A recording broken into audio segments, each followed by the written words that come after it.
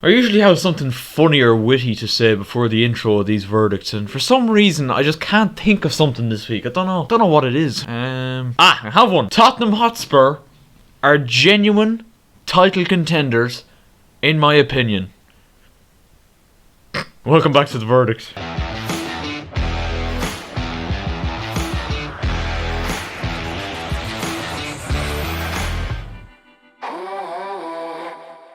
Hello guys, how are you getting on? My name is Aaron Kelly and welcome to episode 7 of season 4 of the Premier League verdict. Before we get into today's video, I'd like to ask you all, if you're not already, to subscribe to the channel. That'll be good. We're trying to hit 400 by the end of the year.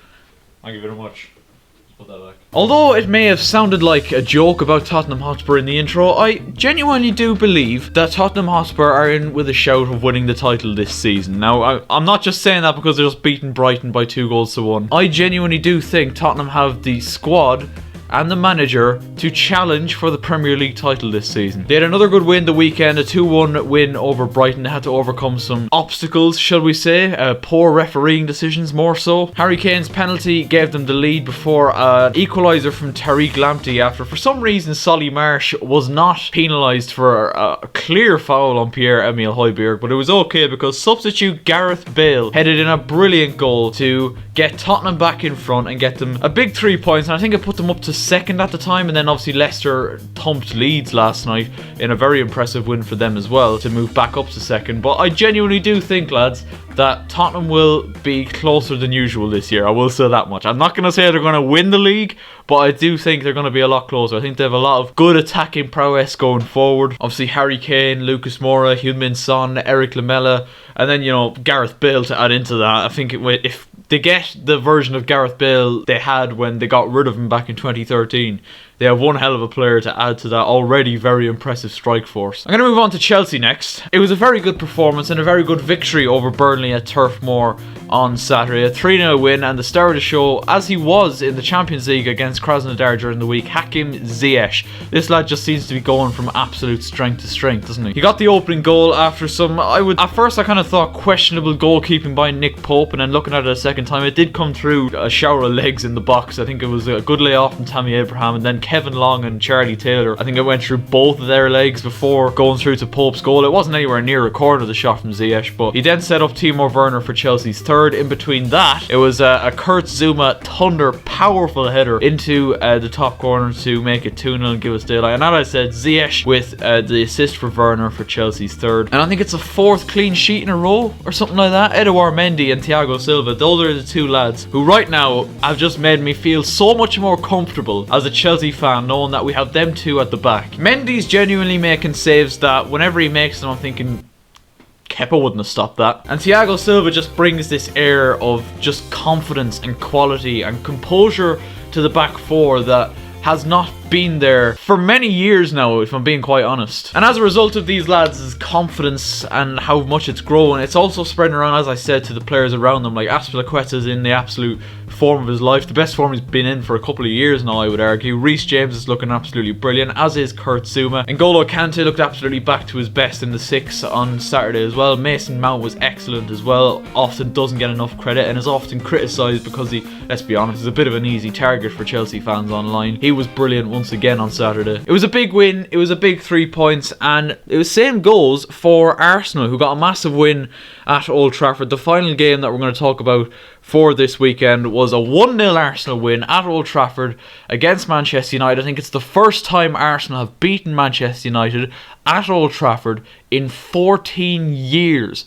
That's absolutely mental. It continues Man United's absolutely shocking start to the season, particularly at home. Obviously, they started the season with a defeat to Crystal Palace, then got thumped by Tottenham, then drew with Chelsea, and now on Sunday losing 1-0 to Arsenal. It was obviously a second half penalty from Pierre-Emerick Aubameyang after Paul Pogba fouled Hector Bellerin in the United box, and obviously Aubameyang stuck it away with the confidence that you would expect. I was thoroughly impressed by Arsenal performance from 1 to 11 on Sunday, and we will get on to United in a second, but I do first of all got to give Arsenal the absolute praise they deserve. Wow, we are really giving the North London sides a lot of love today, and don't get used to this, okay? Just if you're an Arsenal fan or a Spurs fan, don't get used to this kind of praise, alright? But I gotta give credit where credit's due. Arsenal were excellent. The towering figure of Gabriel Magalhaes at the back, the way he, kind of similar to what I've said about Thiago Silva at Chelsea, just kind of seems to ooze that kind of confidence that translates to the rest of the Arsenal back three or back five, whatever you want to look at it. Rob Holding is starting to actually look like a competent defender. Kieran Tierney is looking very, very good as well. And Bellerin and Saka, both on those wings, provide a lot offensively and defensively for Arsenal. Arteta has just been able to make this Arsenal team click, hasn't he? With the signing of Thomas Partey, adding to their midfield and adding so much, even, you know, leading Roy Keane to say that he could reach the heights of Patrick Vieira. And coming from Roy Keane, that's a fucking massive compliment. So strong in the tackle, Partey, and then his distribution when he does get on the ball, absolutely top class, and Arsenal really do have a top player in their hands there. Mohamed El Neni, oh my god, he's just come back and has just absolutely exploded back into this Arsenal 11. It looks to be one of the first names on the team sheet these days. And the front three were as dangerous as ever. Willian, of course, and Aubameyang and Lacazette all worked hard and pressed from the front, leaving United, leaving it very difficult for United to play out from the back. I do feel like United had more possession in the game, but despite this, Arsenal still had by far the better opportunities in the game. Obviously, Willian hit the bar just before half-time.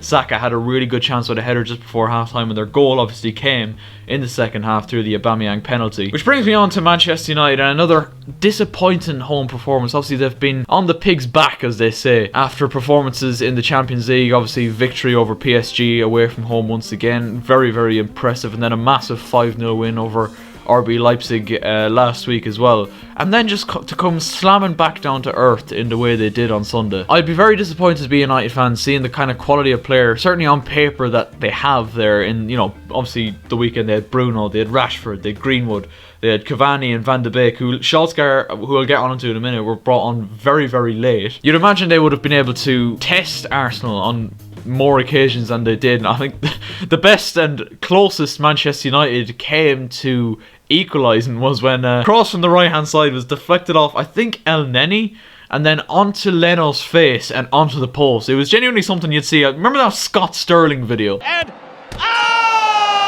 cannon has fired and hit Sterling directly to the face. It was genuinely like that. It was pretty comical, I must say. I do got to move on now to Ole Gunnar Solskjaer, and obviously I'm not a Man United fan, so I'm very much Ole in. But I really don't think this man is the man to lead this massive and great club forward. I really, really don't. Like, he just doesn't seem like the kind of guy that'd strike you with any sort of confidence or inspiration going into a game. When he's asked a question in a post-match interview, he tends to just go,